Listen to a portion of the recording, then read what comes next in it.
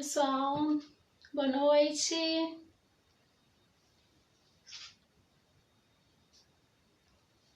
Sejam bem-vindos à nossa live de hoje. Boa noite, pessoal que está chegando.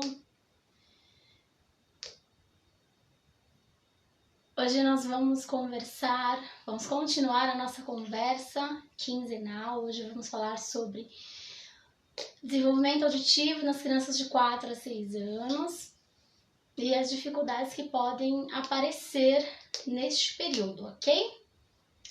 Gente, sejam bem-vindos. Se vocês puderem me dar aquele retorno de áudio e som que eu peço, por favor, para saber se vocês estão me vendo, estão me ouvindo bem. Para eu começar aí a nossa conversa de hoje, trazendo esse assunto aí que tem tido muitas perguntas, né? Tem tido muita dúvida em relação, primeiro, à fala das crianças ou a ausência da fala, e aí a dificuldade de aprendizado também fica nesse meio de caminho, né? Então hoje a gente vai continuar a nossa conversa sobre desenvolvimento auditivo e, por consequência, a fala também. Só que hoje com uma turminha de 4 a 6 anos. Então vamos conversar sobre isso. Gente, enquanto o pessoal tá chegando, vou pedir para vocês curtirem a live, compartilharem, para que essas informações possam aí chegar no maior número de mães, de professores, de cuidadores, de profissionais da área, tá? Então, se vocês puderem aí compartilhar a live, eu agradeço muito. Falei em agradecer, quero agradecer ao Portal Me pelo espaço, obrigada, mais uma terça-feira aqui. Essa semana a gente vai ter Yasumi aqui no Japão, então a gente está em época de Golden Week.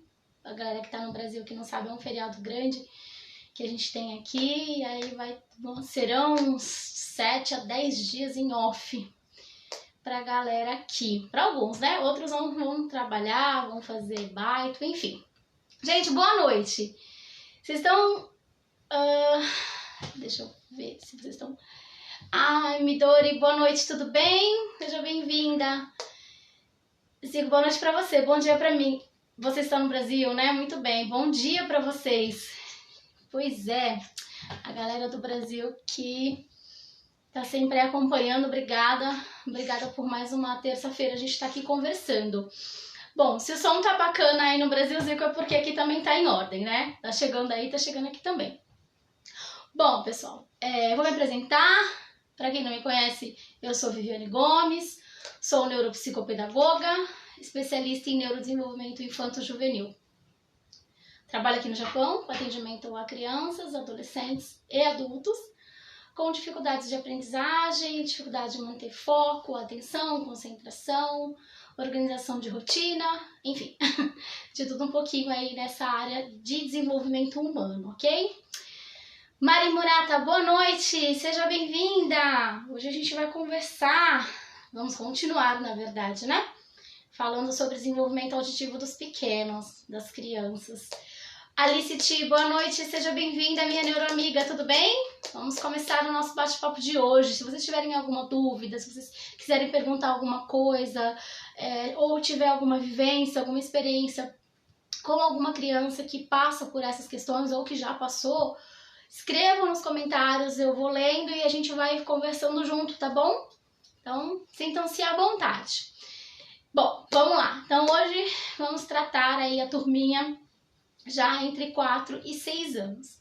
Essa fase, as crianças já estão com um processo auditivo formado, né? As crianças que são típicas, né? Ou que não têm nenhum distúrbio ou nenhum transtorno do desenvolvimento auditivo. Então, elas chegam nessa fase já com a audição... elas já compreendem aquilo que ela ouve, elas já conseguem ter um entendimento bom, né? E aí, dentro desse entendimento do que chega para ela e do que ela segura de informação, ela consegue passar, né? Então, na live anterior, só voltando um pouquinho, eu conversei com vocês sobre os bebês, o desenvolvimento, né, da audição desde o momento lá da gestação até chegar à idade de 3 aninhos. Aí com 4 aninhos eles já têm uma maturação muito melhor. Então eles já estão acostumados a ouvir música, a ouvir histórias. Algumas crianças já estão no processo de manter uma fala, uma comunicação, então as crianças já conversam. Nessa idade de 4 anos, as crianças estão assim muito, muito abertas, muito propícias para o faz de conta, né? Então assim, eles estão neste momento, neste período onde o faz de conta fica muito presente na vida das crianças. Então eles brincam muito de faz de conta, é onde a gente consegue colocar e iniciar fortemente os contos de fada, né? Então a gente trabalhar os contos com as crianças, ou parlendas, enfim. O uso de gibi também ajuda bastante, né? Na hora que a gente vai lendo para a criança, ela vê a imagem, importante também, mas ela ouvir, né, o som que sai da voz da mãe, do pai, do professor, do cuidador, enfim. Ela ter esse contato, né, auditivo, ela sentir, porque o som, ele não é só o som, né? A gente sabe que existe toda uma vibração e é um sentido, né? A gente sente essa voz, no caso a voz humana, que sim, ela chega no nosso cérebro de uma maneira diferente do que a gente deixar, por exemplo, só um tablet na mão da criança, né? Ou se ela fica na frente da televisão e ali faz, às vezes, vamos dizer, de babá ou de objeto que entretém essa criança por um longo período de tempo, né? Então, é diferente, né? A voz mecânica, a voz mecanizada, mesmo que seja um áudio gravado, do que a voz sem ruídos, vamos dizer assim, a voz pura, que é aquela voz que chega na criança. Por isso que nas escolas, nos espaços que cuidam dessas crianças, faz-se de muita importância que tenham esse hábito, que é o hábito da leitura.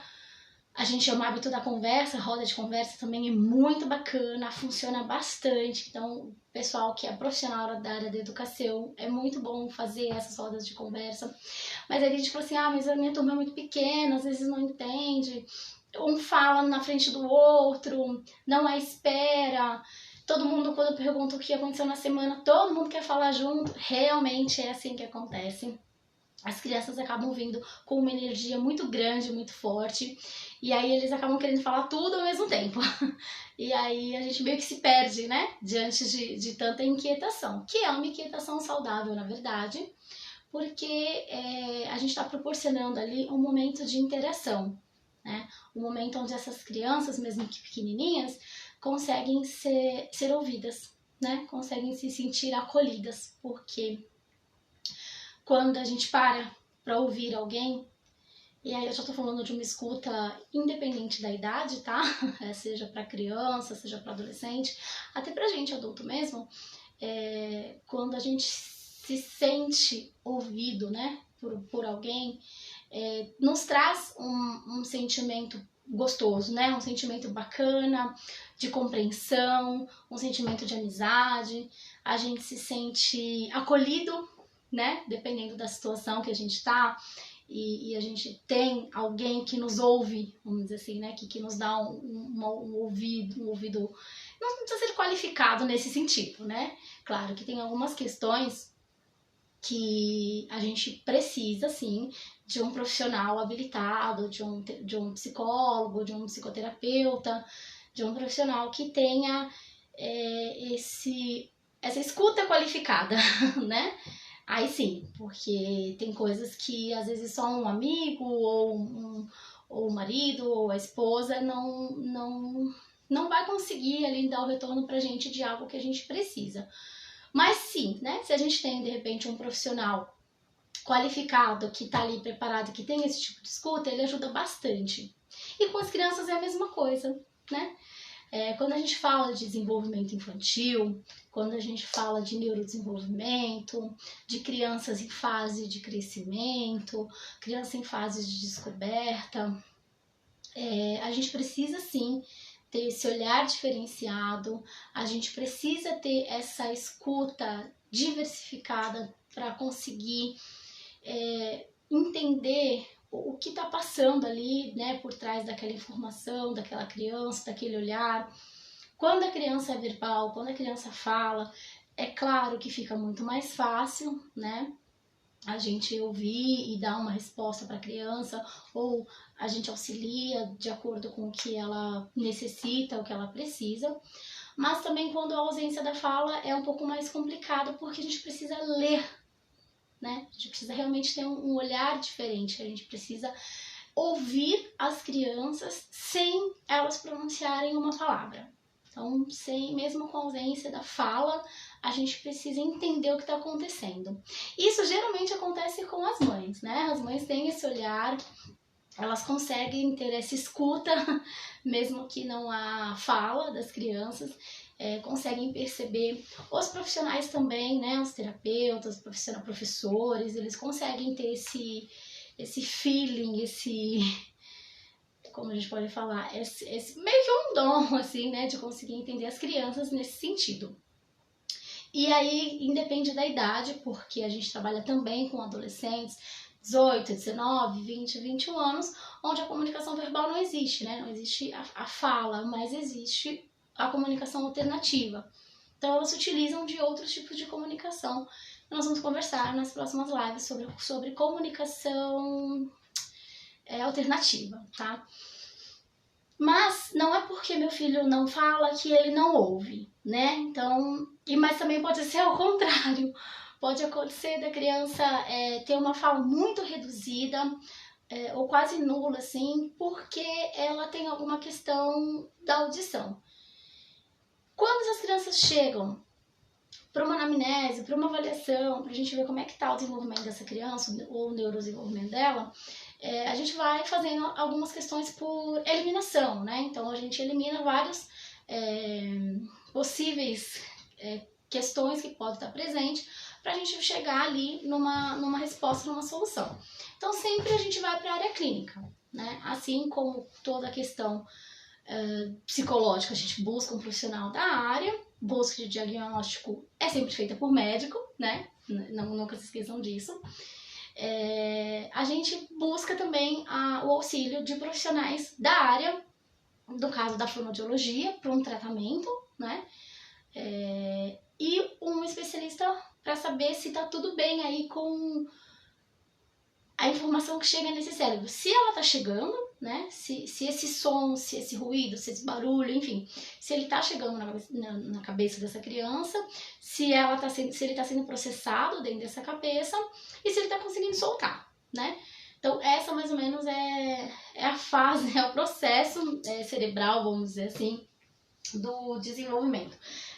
Então, quando a gente fala, né, em fala e quando a gente fala em ouvir, existem essas questões todas, de novo, trazendo aqui as informações voltadas para a área da neurociência, tá? Quando a gente fala aprendizagem, linguagem, pensamento, tudo é cerebral, então todas as áreas do desenvolvimento passam pelo nosso cérebro, pela nossa formação, pela nossa maturação, pela nossa capacidade de planejar, organizar e executar ideias, sobre a nossa capacidade de memorização, de foco, de concentração, de ação, enfim, tudo passa aí pelo nosso bonito aí, né?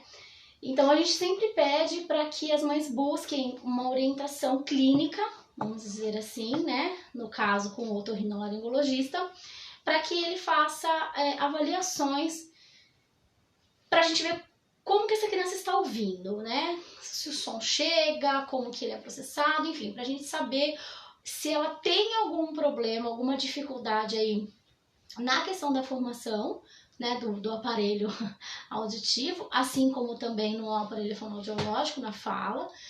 Se fez os exames, está tudo ok, não deu nenhum tipo de alteração, não tem nada que dificulte ou que impossibilite realmente essa fala, a gente vai para outras áreas, né? Aí busca com a ajuda da psicologia para saber se existiu algum trauma, alguma questão aí que afetou ou que contribui para esse não falar, né? Então a gente já falou sobre o mutismo seletivo em outras lives.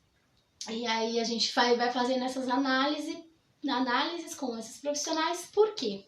Geralmente essas coisas acontecem quando eles vão pra escola, né? E aí chega no ambiente escolar, essas pequenas coisinhas que passam desapercebidas no dia a dia da família, ou enquanto eles ainda são pequenininhos, né, de 0 a 3 anos. Muita coisa a gente releva, principalmente aqui no Japão, a gente tem essa questão de vamos esperar, né, fazer os atendimentos lá, o acompanhamento com os médicos de 1 ano e meio, com 3 aninhos, e aí depois dessa fase eles começam a investigar ou a realizar os diagnósticos, né? Mas a gente acaba de novo perdendo tempo em relação a isso. Então, sempre que vocês pais perceberem que vocês, mesmo que você, eu acho que tem, ele não escuta direito, eu acho que ele não me ouve. Às vezes pode ser um probleminha de atenção, pode ser de concentração, pode ser, né? Mas às vezes também não é, né? Às vezes tem aí algo realmente, uma perda auditiva, que pode ser considerável, de repente, dependendo do volume, do valor que é, e a gente não tá sabendo, né? A Mari está perguntando, e o que fazer quando um adolescente de 15 anos recebe esse diagnóstico de um psicólogo? Ela ouve, mas não compreende. Ela visualiza melhor? Diagnóstico de perda auditiva, Mari? É isso? Esse tipo de diagnóstico não é o psicólogo que dá, tá? Né? Nesse caso, né, da criança, do adolescente, enfim, do adulto também, a gente ter falhas de audição, a gente perder, isso quem faz é só o profissional da área no caso, o otorrino, e aí vai para um tratamento fonoaudiológico, tá? Lógico, tem outros profissionais que auxiliam também, de repente, se ela tá sofrendo algum bullying, ou ela tá se sentindo isolada por causa dessa questão dela não ouvir direito, tudo, e aí ela se afasta do grupo, aí sim, né, o psicólogo vem e faz um trabalho de intervenção pontual aí, porque a perda auditiva tá fazendo com que ela se isole do grupo, e aí ela acaba tendo um problema de comportamento. Aí sim, tá? Ela ouve, mas não compreende. Quando tem uma dessas questões de ouvir, mas não compreender, como eu falei, essas informações, elas chegam na gente, né? O som, o barulho, o ruído, a fala, ela chega através dos nossos ouvidos, ocorre um movimento, vamos dizer assim, cerebral, né? Essas ondas, essa vibração, ela é processada no cérebro, e aí dentro do cérebro ela é decodificada, então é como se ela pegasse o som, ela entendesse ela pega, ela recebe, ela segura, ela entende o que tá ali ali naquele som que chegou para ela identifica, né? Então por isso que é importante que a criança tenha um vocabulário grande, um vocabulário vasto, né? Conversem muito, leiam muito, tragam bastante material diversificado para essas crianças. Eles precisam, tá?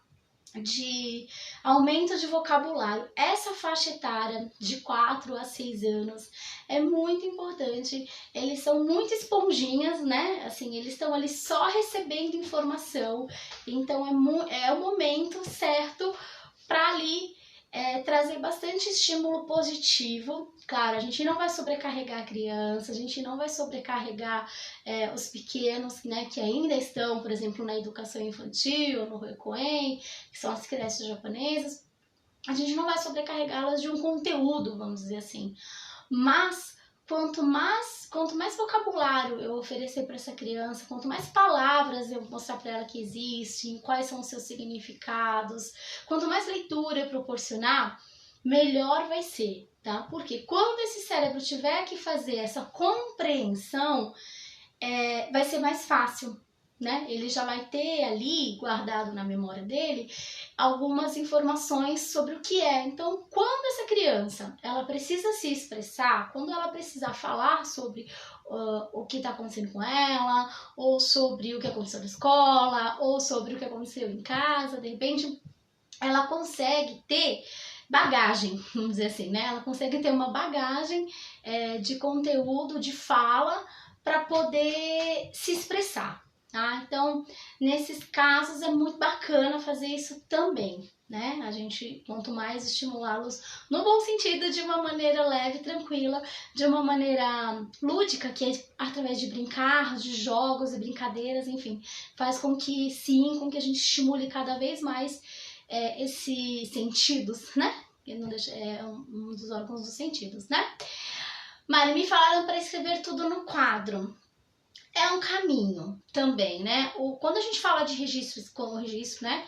A escrita, porque a gente tem um registro auditivo, a gente faz um áudio e deixa gravado, ou manda um áudio, né? Hoje em dia a gente tem mandado muito áudio, né? Então, a gente faz isso também, acaba sendo um tipo de registro, o registro auditivo, então você manda uma mensagem para alguém, o registro escrito você escreve, você posta e aí as pessoas têm contato com aquilo.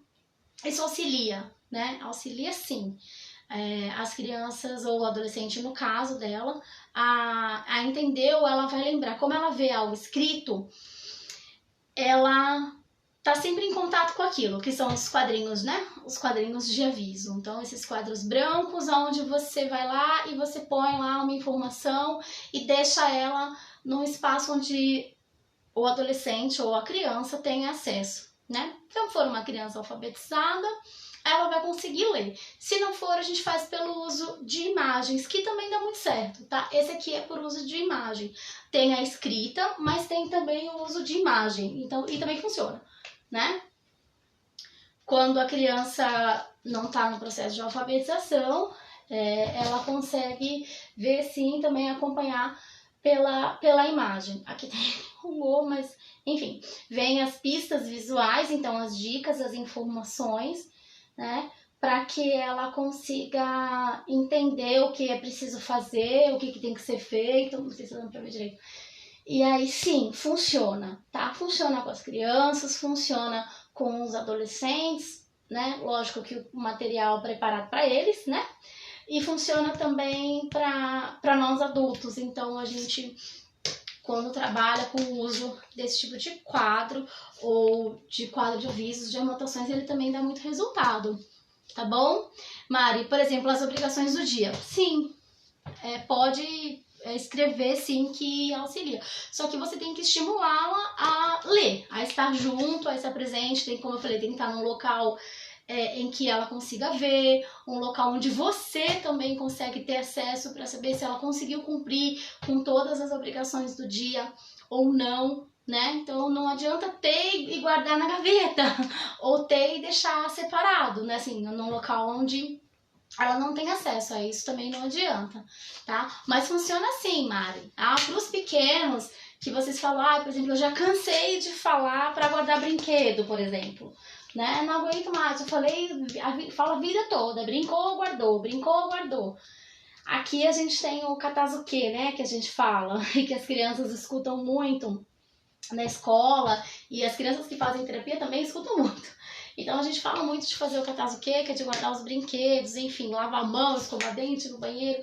As pistas visuais, elas ajudam muito, tá? Elas fazem um trabalho que às vezes a gente de ficar falando, e a criança parece que não ouve, né? No caso adolescente, né, Mari? Mas pra gente também não nos cansar e nem a gente ficar desestimulado, a gente fazer o uso sim ajuda bastante, tá? E ela também, se você estimular para que ela faça esses registros, para que ela use o quadro, para que ela aproveite desse recurso, né? Para ela também se comunicar, é super válido, né? Pelo menos assim ela consegue trazer algumas questões que talvez estejam aí perturbando ela ou que ela não esteja se sentindo confortável, tá? Boa noite, Thiago Ito. Boa noite, tudo bem? Seja bem-vindo à live, amiga. Estamos aqui conversando, falando sobre audição, sobre a fala, sobre pequenos. Agora já chegamos na adolescência.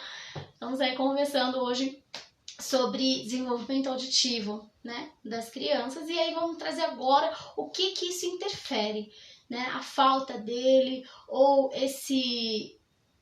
essa não comunicação, vamos dizer assim, do que chega para mim, do que o meu cérebro processa e do que eu falo.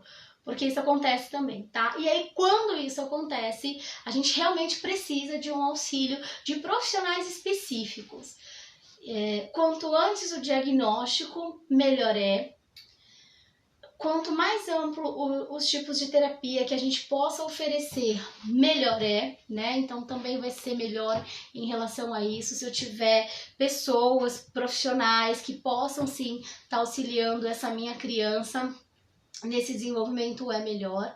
Então eu consigo não estar sozinha diante dessas questões, que atrapalham, né, o desenvolvimento, vai atrapalhar o desenvolvimento escolar, ela vai mal na escola, o aprendizado dela vai ser deficitário, então ela vai ter dificuldades para alfabetização, ela vai ter dificuldade para acompanhar a turma, e aí sim, né, ela vai acabar tendo algumas questões aí, como a gente falou do isolamento social, as crianças que se isolam, por exemplo, do convívio da escola, da família, porque ela não ouve, não entende direito o que as pessoas falam, e aí ela não fala também. E aí a comunicação a gente sabe que é um dos fatores para a gente conviver e viver em sociedade, né? E aí quando a gente tem algum tipo de dificuldade nessa área, a gente precisa sim trabalhar, estimular, né, ou trazer, de repente, um outro tipo de comunicação, são as comunicações alternativas. Mas a inclusão, o estar junto, o querer, o agregar, o trazer para nós essas crianças nessas situações é fundamental. E para mim, assim, é impensável a gente não fazer uma coisa assim, né? A Mari está falando, é isso mesmo. Eu falo 1000 vezes e nada. Então, dá mais ou menos essa sensação de que a gente tá falando e parece que a criança não ouve, né? Aí chega assim, ai, meu filho, nossa, ele não me escuta, parece que ele faz birra quando eu falo, eu peço, sei lá, 10 vezes pra ele calçar o chinelo, por exemplo, vai pôr o chinelo, vai pôr o chinelo, vai pôr o chinelo, e nada a criança pôr o chinelo. E aí a mãe tem que chegar lá, pegar o chinelo, dar na mão da criança e ela vai lá e puf, vai o chinelo no pé. Então a gente precisa saber o que está acontecendo, né? Se existe aí, ela não está ouvindo, ela não está entendendo, ela não está ouvindo, né? O som não está chegando dentro do ouvido, vamos dizer assim, não está chegando, né, para ela. O som não está sendo processado dentro desse cérebro, né? Então, dentro da cabeça dela, ele tá chegando e às vezes ele dá uma passeada lá pelo cérebro e não vai, vamos dizer assim, para a área específica, que é a área da compreensão, né? E aí ela não te retorna, a criança, o adolescente no caso também, né, Maria? Ele não te dá a resposta daquilo que a gente quer, justamente pode ser por essa questão. E aí não é birra, né? Não é se fazer, tá se fazendo de que não ouve, ele tá me afrontando. Às vezes acontece muito de pais chegarem com os pequenos e falar assim, essa criança ele não me ouve, eu falo e parece que ele fica me afrontando e ele não me respeita porque ele não me obedece, e aí fala um monte de coisa. E aí, às vezes, quando a gente vai ver e vai fazer esses tipos de avaliações e análise, porque a gente tem que sim fazer uma análise global da criança, quando a gente percebe ali que o nosso filho, que a nossa criança está com alguma dificuldade, que ele tá um pouco diferente daquilo que a gente entende como o padrão para a idade, o que é considerado normal para a idade, quando a gente vê que tem alguma coisa aí nesse sentido que não tá bacana, é importante sim buscar ajuda, buscar orientação, vai em médico, vai em clínica, se foi em alguma e não gostou, busque outra, né? Se essa insatisfação, se ela estiver te acompanhando, se alguém, né, geralmente às vezes os amigos, ou a escola também é outra Eu falo que aí chegam na escola, o mundo se revela, né? Tudo acontece dentro do ambiente escolar, então tudo que é bom e às vezes também tudo que é ruim, porque todas essas dificuldades, esses déficits aparecem dentro do ambiente da escola, né? E aí é onde os pais conseguem ficar um pouco mais atentos. Então, por exemplo, se a gente tem eles dão alguns sinais de que tem alguma coisa aí que não tá bacana, tá? Quando ela sempre pede para aumentar o volume do som, por exemplo. Então a televisão tá ligada e ela sempre pede para aumentar o volume do som. Ou então a criança vai lá e ela mesma aumenta o volume do som, né? Deixa o som da televisão alto, vai jogar videogame, o videogame é alto, vai estar assistindo YouTube, o YouTube é alto, sempre com som mais alto do que o que a gente meio que considera normal, né? Vamos verificar porque tem alguma coisa ali, né? Ou a gente precisa fazer uma avaliação mais séria em relação a isso, ou às vezes é só uma limpeza que aí tem que realmente ir médico para fazer essa higienização, tá? Porque tem que tomar muito cuidado para não perfurar tímpano, né? Então é um pouquinho complicado aí ficar enfiando coisa dentro do ouvido de criança, né? Tá? Então tem que tomar um pouquinho de cuidado. Quando a criança demora a falar, também é um indício de que alguma coisa auditiva aí também não tá certa. Pode ser que seja aí realmente um caminho para uma perda auditiva ou para um transtorno do processamento central, que é uma dificuldade aí da criança, esse caminho que o cérebro faz,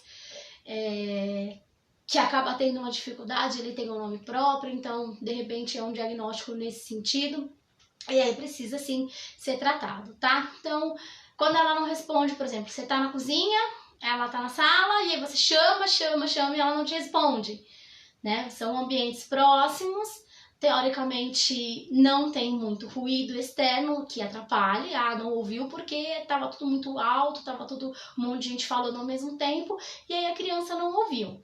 Então aí, né, é algo que tudo bem, a gente entende, releva e não tem problema. Mas, por exemplo, chegou da escola, tá a mãe, o pai, a criança em casa, o ambiente tá tranquilo e você tá na cozinha chamando a criança na sala ou no quarto e ela não te responde.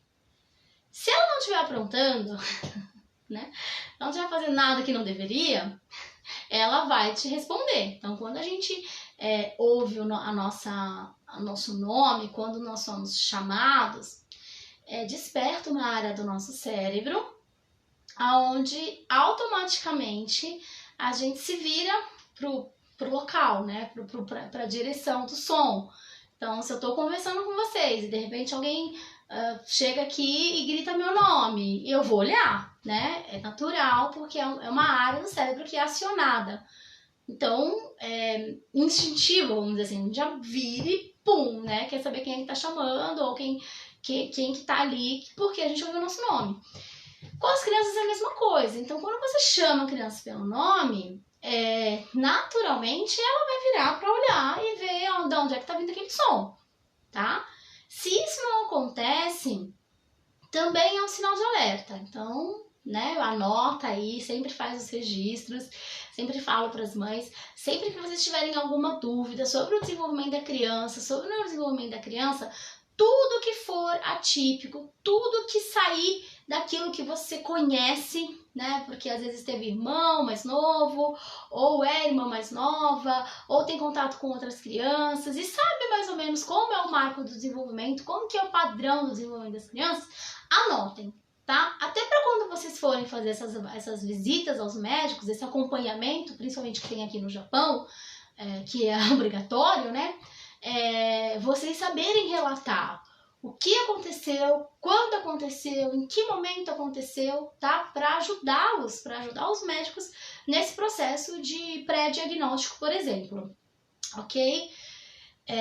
Então, assim, demorou para falar, a criança tem sempre tudo com som muito alto, não responde quando você chama, você tá num lugar e o barulho é extremamente alto, o som tá extremamente alto e ela não se incomoda, né? Então ela não se assusta com esses barulhos, ou ela não se incomoda de ficar num lugar com muito barulho, muito grito, porque criança também é barulhenta, né? Mas essa fase aí de 4 a 6 anos é uma turminha que tudo fala alto, grita, tá cantando, canta também, canta com vontade, tá brincando, brinca com vontade.